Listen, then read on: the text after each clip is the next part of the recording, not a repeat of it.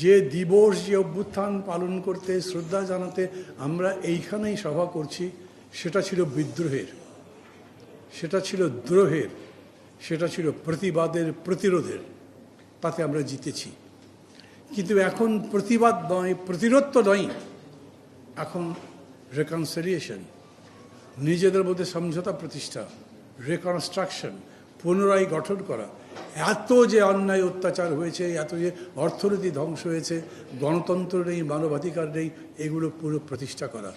এই জন্যে এখন যোদ্ধার দরকার, কিন্তু সেই যোদ্ধা তার মস্তিষ্ক দিয়েও যেন যুদ্ধ করতে পারে তা দরকার।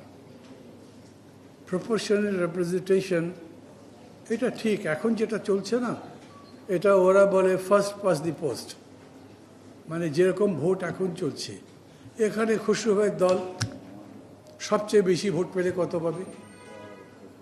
আচ্ছা ধরেন এখন কত পাবে জানি না, কিন্তু বাংলাদেশের ভোটে সবচাইতে বেশি ভোট যারা পেয়েছিল তাদের অনুপাত ছিল 42 শতকরা। বেশিরভাগ মানুষ ভোট দিয়েছিল, 48 থেকে আরও 58 যে থাকলো তারা বেশি না। এইখানে যে জেতে ওহি সিকান্দার, উইনার টেক্স অল। তখন যে 40% ভোট পেয়েছে তারও মূল নেতাকে ধরে জেলে ভরে দিতে পারে। এই অর্থে এই ভোট খারাপ, একটা বিকল্প তো হওয়াই উচিত। কিন্তু এটা করতে গিয়ে কি হয়েছে, বিএনপি পেয়েছে, আগের কথা বলছি বা এখনকার কথা বলতে পারি, 3টা পার্টি 30-30-30 করে পেয়েছে, আর হয়তো 2টা পার্টি 10% পেয়েছে। সরকার হবে? 30-30-এর মধ্যে তো লড়াই ঝগড়া চলবেই, বন্ধ হবে না। আরও একটা সমস্যা আছে এখানে, সিস্টেম হবে কি, আগেই পার্টি লিস্ট দেবে যে 1, 2, 3 করে 300টা আসনে এরা হচ্ছে আমার প্রার্থী। আমি যত % ভোট পাবো সেই অনুযায়ী, যদি ধরেন আমার ভাগ্যে আসে 90টা, তাহলে 1 থেকে 90 পর্যন্ত আমি ঘোষিত করব যে তারাই জিতেছে। এই 1 থেকে 90-এর মধ্যে যারা আছেন তার বাইরে 3 জন মানুষ আছেন, এদের যে কোনো কারো চাইতে বেশি ভোট পেয়েছেন, তিনি তো এমপি হবেন না। যিনি সবচাইতে কম ভোট পেয়েছেন তিনি আপনার দলের লিস্টের মধ্যে আছেন, তাহলে তিনি তো জিতবেন, ঘোষণা করতে হবে তাকে, কারণ যে আগেই আপনার সিরিয়াল দেওয়া হয়েছে।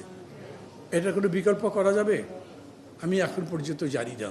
যেগুলো প্র্যাকটিসটা আমি সেগুলোর ভিত্তিতে বললাম।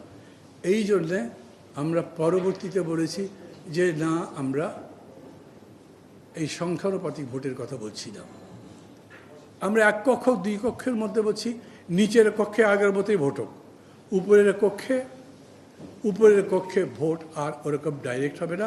আপনাদের প্রস্তাব আমি পড়েছি, আগেও পড়েছি।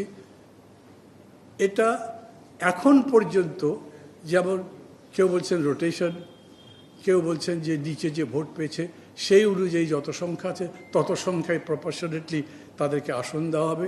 তার মানে নিচে যা হবে সেই অনুপাতে উপরেরটা হবে। এটার কোনো মানে হয় না রেপ্লিকা, মানে নিচের প্রতিবিম্ব, প্রতিচ্ছবি, ছায়া যাই বলেন বা কায়া, ওইটাই বানিয়ে দেবেন, ওরকমও দরকার হয় না। এই কারণে সব বিষয়গুলোই ভালো করে বোঝার দরকার। চট করে কেউ যদি বলেন সংখ্যানুপাতিক ভোট যদি না হয় তাহলে সেই ভোট বাংলাদেশে হতে পারবে না, বুঝে শুনে বলছেন? ভোট তো হতে হবে, ভোট না হলে কী হবে?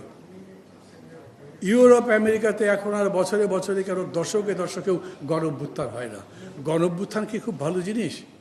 আমরা বিরাট গর্ব করি, অহংকার করি, কিন্তু যার যায় তিনি বোঝেন কত কষ্ট।